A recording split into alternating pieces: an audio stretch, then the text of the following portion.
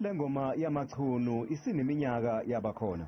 Yaqala ngenhloso yokuletha ukuthula eMsinga emva kwezimpi zezigodi ezedlula nabantu abaningi. Inkosi esakhothama uSimakade kamuzi ochithwayo ibizivakashela njalo isizwe sayo uma kuphela unyaka. Nendodana yayo esesihlalweni njengamanje ihamba ezinyathelweni zikayise. Nakuba sekunokuthula eMsinga kepha usekhona lo mthonseyana womoya wokuqwebhana. Angiphathekile kahle emoyeni wami ngokuchitheka kwegazi Machunu.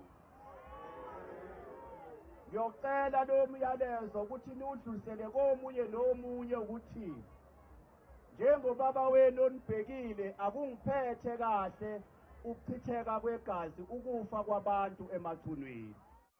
Imicimbi efuzelena-ke iyaye ivulele nethuba lamambawu. Inkosi ikhuze kakhulu amankwebevu kube nguni. Uma sizoba isizwe esizinikele kangaka ophuzweni, angeke sibe isizwe salutho. Ngoba konke nje lokhu okwenzeka manje okwakho okuningi kuwumthelela wophuzo. Uyaqhubeka umkhankaso weinsuku ezilishumi-6 kuliwa nodlame olubhekiswe kwabesifazane nezingane. Amadoda anxuswe ukuba angahlukumezi ngalesikhathi. Umnyango wezobuciko esigcemeni sasentshonalanga uyiseka kakhulu ingoma Yamachunu. Noma kufika phakathi kwemakhaya akungabi khona ukuhlukunyezwa kwabantu besifazane nezingane. Inyanga ke kaDisemba inyanga yokuthi kuzohlalwa ngokuthulwa emakhaya ngamakhaya.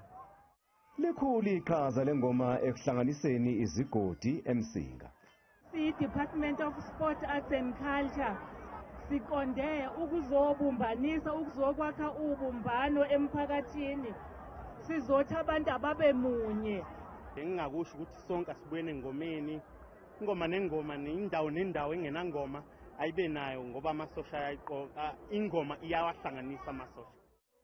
Le ngoma isendlalelo senkulukazi ezokuba semqhamathi esigodini sasophathe mhla zingama-29 kuZibandlela.